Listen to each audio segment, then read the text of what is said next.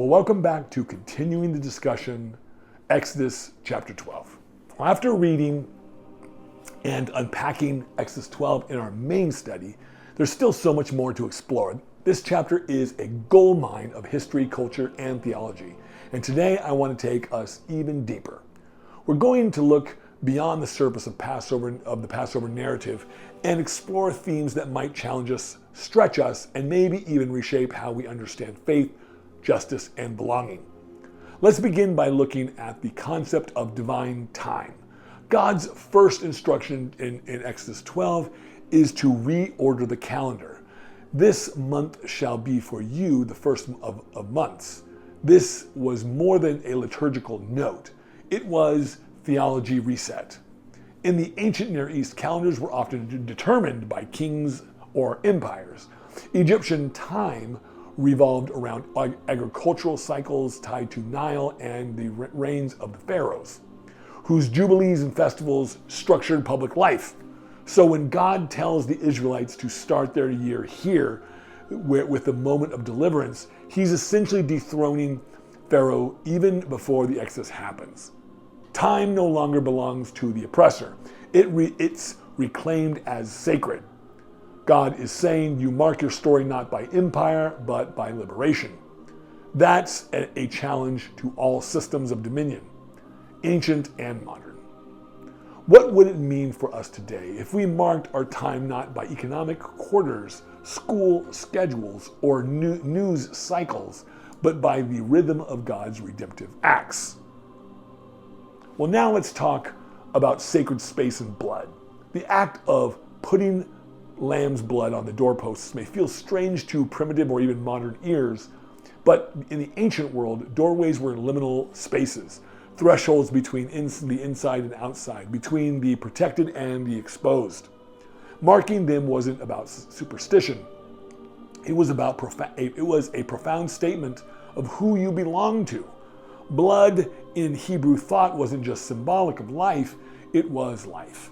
Leviticus 17:11 says, the life of a creature is in the blood. So when the Israelites applied the lamb's blood to their homes, they were publicly aligning their households under the protection of and identity of Yahweh. It was a visible act of covenant allegiance. And even more radically, it was home-based, not temple-based, not priest-mediated. God was meeting people in their kitchens, in their living rooms, around their tables. This decentralization of the sacred is one of the most revolutionary ideas in Exodus. It suggests that holiness is not confined to holy buildings. It lives in homes, in ordinary spaces, made extraordinary by obedience and remembrance. Another fascinating area to explore is the economic dimension of the Exodus. When the Israelites leave Egypt, they don't sneak out poor and hungry. They leave with silver and gold and clothing given to them by the Egyptians. Scholars refer to this as the despoiling of Egypt. Some critics have called it plunder, but the Hebrew language here and the narrative framing suggests something more nuanced. This is reparative justice. Exodus 3:21-22 foreshadowed this moment when God said he would give his people favor in the sight of the Egyptians, so that when they left, you will not go out empty-handed. Think about this. These are the people who were enslaved for generations. They built cities, palaces, and storage complexes for the Pharaoh. Their unpaid labor created wealth for the Egyptian empire. What they take with them isn't theft, it's restoration. It's a statement that God does not forget injustice. The Exodus then is not just about spiritual liberation, it's also about economic and social liberation. It challenges us to consider how God's justice moves in the material world, not just the spiritual one. And it forces us to ask hard questions today. Where does injustice still extract labor without dignity? Where is God still calling for liberation with restitution? Let's turn to the inclusion of the mixed multitude. In Exodus 12:38 tells us that the mixed crowd went up with the Israelites. This detail is easily glossed over, but it's incredibly important. It suggests that the Exodus wasn't a purely ethnic or nationalistic event. There were Egyptians and possibly other foreigners who saw what was going on and saw what was happening, believed in Yahweh's power, and joined the journey. From the very beginning, the covenant people included outsiders. But inclusion wasn't casual. In verses 43 through 49, God outlines that those who wish to partake in Passover must first be circumcised, symbolically entering the covenant. This isn't exclusion, it's invitation. It means that identity in the family of God is not determined by bloodline, but by commitment. Anyone can join, but they must enter through covenant. That idea ripples through the entire Bible. It lays the groundwork for the later prophets, for the inclusion of Gentiles in Jesus' ministry, and even for the New Testament understanding of faith as the true marker of belonging. This also reframes how we think about mission. The Exodus wasn't just about God saving his people, it was about forming a community that would one day bless all nations, just as he promised Abraham. There's also a deep ritual theology at work in the Passover meal itself. The meal isn't just commemorative, it's performative. That means it doesn't just remember what God did, it participates in it. By eating the lamb, by tasting the bitterness of the herbs, by tearing the unleavened bread, the people reenact the story in their bodies. Theologians call this embodied memory. It's why we still do communion today in Christian practice. It's not just a symbolic meal, it's a participation in a spiritual reality. In a Jewish tradition, the Passover Seder, it has become one of the most important aspects of intergenerational formation. Children ask, why is this night different? And parents tell the story. This storytelling ritual is powerful because it doesn't just teach facts, it shapes identity. And notice that the command isn't to tell the people with polished theology. It's to eat it, taste it, feel it. Our modern faith practices sometimes prioritize intellect over experience, but Exodus 12 reminds us that God formed his people through food, family, and story.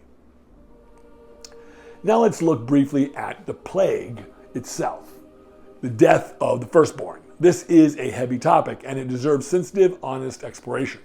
God's judgment is terrifying here. All of the firstborn in Egypt, human and animal, are struck down. And yet, in the narrative's structure, this act is not random. It is the final measure after 9 escalating confrontations, each one resisted by Pharaoh's pride. Remember, Pharaoh ordered the killing of the Hebrew babies in chapter 1. Now divine justice comes full circle. But even so, this doesn't make it easy to understand. Theologically, this plague reveals that God takes injustice very seriously. Human lives matter, oppression has consequences, and yes, that means judgment is real. But it also forces us to ask, why the firstborn? In the ancient culture, the firstborn carried inheritance, legacy, and identity. By striking the firstborn in this way, God was dismantling the entire social and spiritual framework of Egypt. It wasn't just about numbers, it was about order. The gods of Egypt were being judged, dethroned, and exposed as powerless.